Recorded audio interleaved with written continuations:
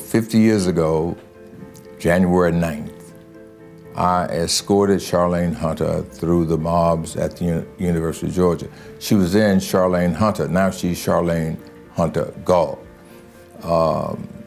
And that was an extraordinary experience. What was important for me about that experience is that that's why I went to law school. That's why I went to Howard University, the West Point of the civil rights movement. I was inspired and instructed by my neighborhood. And I remember vividly walking through the Clark College campus and seeing President James P. Brawley walking the campus. I remember Dr. Rufus Clement, the president of Atlanta University. He always wore a vest and his Phi Beta Kappa key or cross. I remember Dr. Benjamin Mays, the president of Morehouse College. And I remember as a kid walking home from the theater, walking 20 yards behind him and trying to walk just erectly as he walked. I remember Miss Florence Reed, who was the president of Spelman College at the time, and President W.A. Fountain of Morris Brown College. These were my neighbors, and these big buildings and all of these students, boys and girls, studying. And what registered with me is that by moving to New York, I would be able to facilitate education for a lot of underprivileged black kids in these colleges. And that carried an awful lot of weight. When I came to the College Fund in 1970, the College Fund was in disarray. He called me and said, we've got some things here that aren't working very well. Some people have told me maybe you might be interested in this, it's education. I said, sure.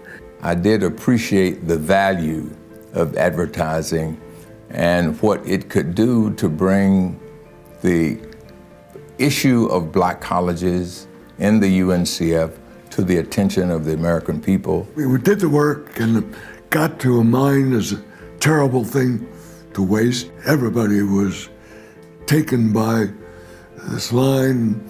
Vernon Jordan got up and jumped up as fast as anybody else and said, winner. Frankly, I loved it. And then Edna and I went to the Advertising Council to sell it. We did not have to do much selling. It gave us the perfect opportunity to marry the work that we were doing around education with the progress that the country had made behind the civil rights movement. The American people were very receptive to a message about how they could help young African American students get a college education.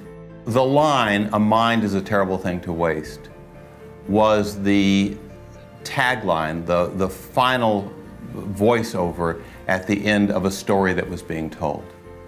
And you can't really separate the line, "A mind is a terrible thing to waste," from the context in which it was delivered. And so the first part of the campaign was that really, for the first time in American history, a story was told about the educational aspirations of African Americans. It got us into places, number one, that we'd never been, and into places that are always given, but at a minimum amount. And so we got back in to ask for the larger amount. What is interesting about my tenure with the United Negro College Fund is that it was the first time as head of the College Fund that I had gone into a corporate boardroom when I did not have on a white jacket, a bow tie, and a towel around my left arm. As a waiter in my mother's catering business, I saw a lot of boardrooms working for Mary Jordan Catering Service, but I was a waiter. But when I came to UNCF, I went in as the UNCF executive with a very strong message and with the understanding that these people in the boardroom, almost exclusively men in 1970, my view was that they put their britches on just like I did, one leg at a time. And I was confident that I had not only a good message, but the right message for 40 colleges and 40,000 students. And I think that the reaction of the Black community was very simple. Somebody is taking notice. One of the things that's very important to the Ad Council is the long-standing relationship over 40 years that we've had with UNCF and YNR. I think it really is the gold standard of how partners can work together to create social change.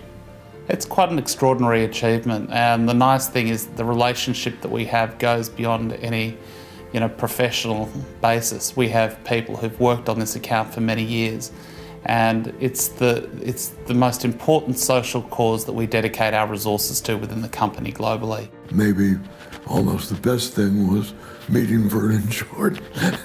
Have so much fun, but also make things happen.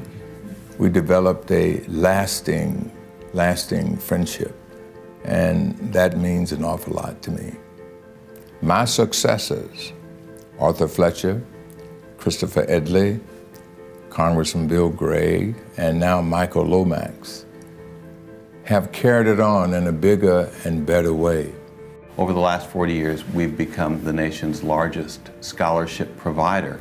We've raised about $2 billion since we've introduced the theme of a mind is a terrible thing to waste. So this has been an extraordinary magnet for financial resources for UNCF to do its work.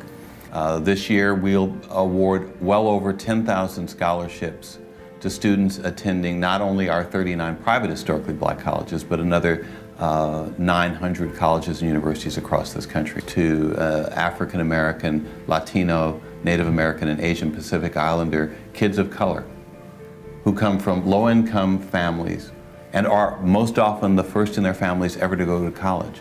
And I think going forward, this campaign will continue to inspire people to do a broad variety of things to make sure that this generation and future generations get a quality education. So I see a bigger and more powerful UNCF calling this country to the new work of ensuring that all Americans have equal opportunity to get a college education. The motivating force behind all of our work will remain those words: a mind is a terrible thing to waste.